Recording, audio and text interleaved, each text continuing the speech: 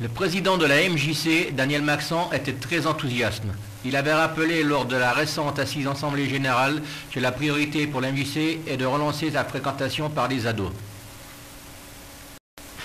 Il espère donc que ce petit groupe de jeunes va en attirer d'autres. Un petit peu nostalgique, il confie, et voilà encore une génération de plus qui a repeint le foyer de la MJC. Il faut dire que les locaux datent de 1963. On imagine le nombre de couches de peinture sur les murs. L'encadrement a été assuré par Justine Cuny, qui a participé bénévolement, et Sonia Bernard, chargée de l'animation dans la commune de Marbache.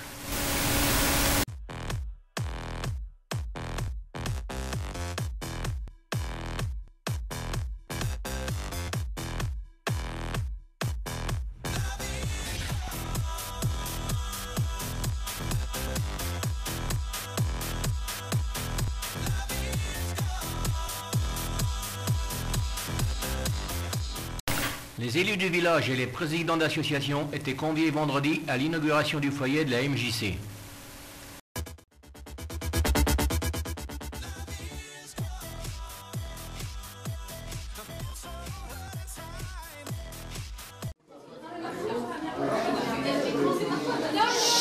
Merci d'être venus aussi nombreux, aussi nombreuses dans cette nouvelle salle remplie par ces jeunes. Donc on a Marie, Laurane, Sophia, Salomé, Pauline et Marie-Lou. Donc une semaine de travaux avec donc 2 couches sur les murs. Donc c'est elles qui ont vraiment décidé les couleurs. On a été les acheter avec Justine qui se cache. Et puis là, c'est pour ces jeunes. Donc voilà, donc elles ont choisi en application. Et pour les remercier de ces chantiers jeunes, mardi on va à Europa Park. Voilà. C'est financé par la mairie. Donc voilà. Merci.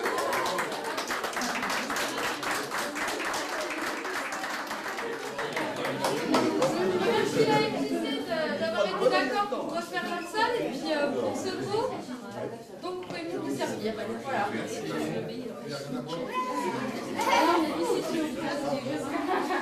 Je vais chercher le cidre et puis on peut encore les applaudir parce que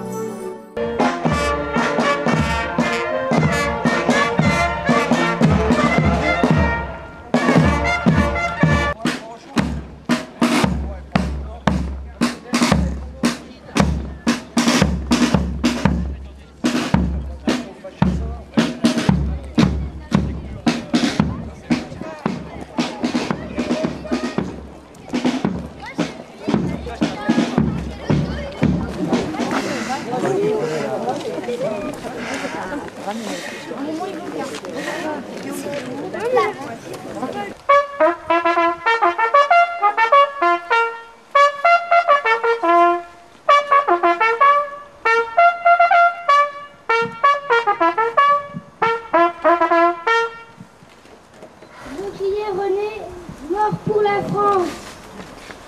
Dudin Émile, Camel Canapel.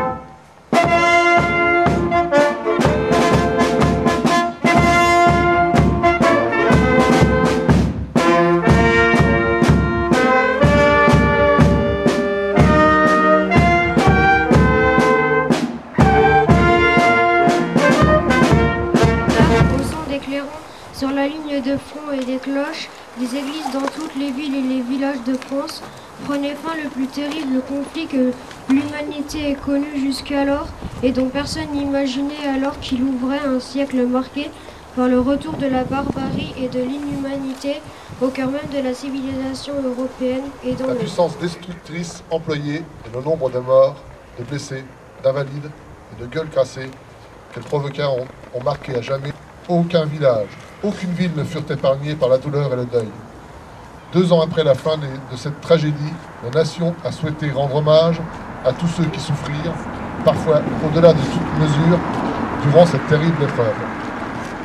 Encore affaire d'individualité aussi remarquable que peu nombreuse, c'est le 11 novembre que se leva sur le territoire métropolitain le premier écho populaire à l'appel historique du général de Gaulle, lancé le 18 juin depuis la radio de Londres.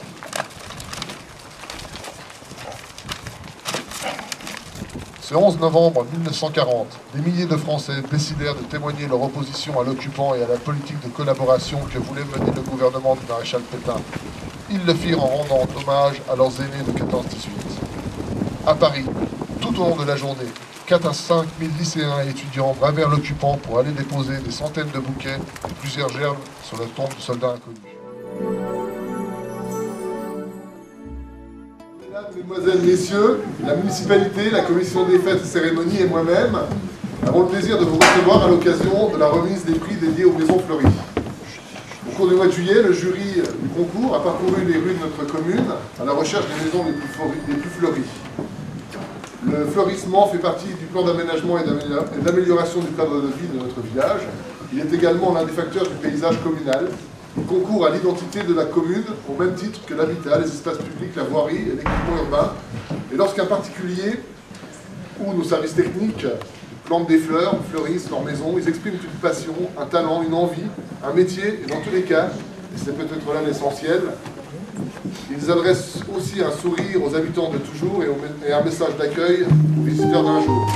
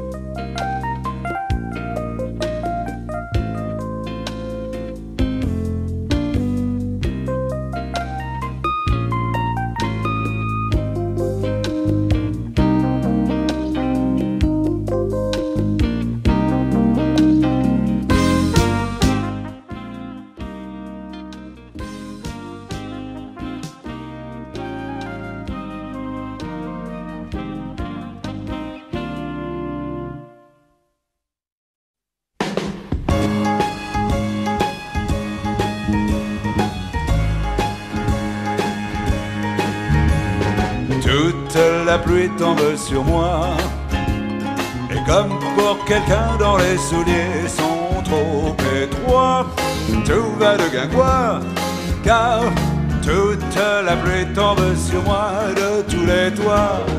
À chaque instant je me demande vraiment ce qui m'arrive et ce que j'ai fait. Oh mon Dieu, ou à mes aïeux, quand tant de pluie tombe soudain comme ça sur moi, mais je me dis... Le conseil municipal d'enfants est un espace de partage, de rencontres, de débats, de propositions et de construction de projets par les jeunes.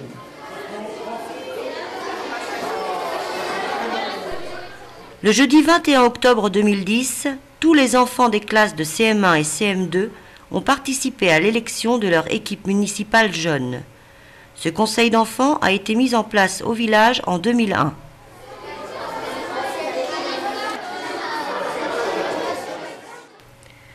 Encadrés par Olivia Foucanval, Ginette Pavesi et Pierrette Robin, élues de l'équipe municipale adulte, les objectifs de ce conseil d'enfants sont d'apprendre la démocratie, aider les enfants à devenir de futurs citoyens responsables et découvrir le fonctionnement d'une commune et d'une équipe municipale.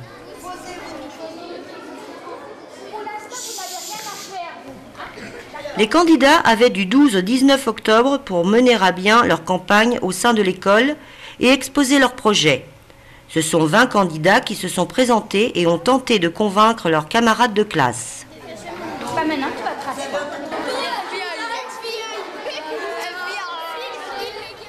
Après avoir sélectionné 13 camarades des conseillers municipaux, les CM1 et CM2 ont assisté à l'élection de leur nouveau maire. L'installation du conseil municipal d'enfants, soit l'élection du maire et de ses 3 adjoints, s'est tenue le vendredi 22 octobre à la mairie.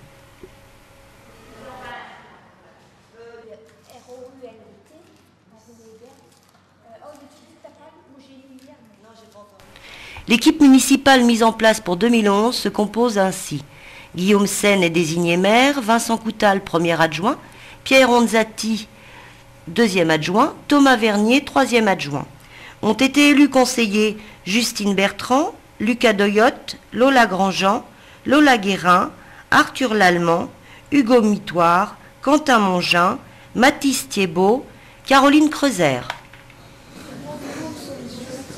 Ce nouveau CME va devoir se répartir les responsabilités de représentants des enfants des écoles de Marbache et s'investir à travers 3 commissions: environnement, vie locale et communication. Depuis leurs élections, les enfants ont déjà bien œuvré. Un sondage a été mis en place pour choisir un nom pour le groupe scolaire. Une rencontre intergénérationnelle a eu lieu à l'occasion du goûter de Noël des seniors.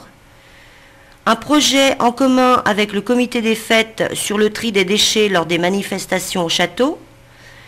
Prévu une journée de la solidarité à Marbache. Une nouvelle rencontre interco des CME avec création d'une journée sportive par les enfants. Et enfin, accueil du CME de Cézeret le 15 mars.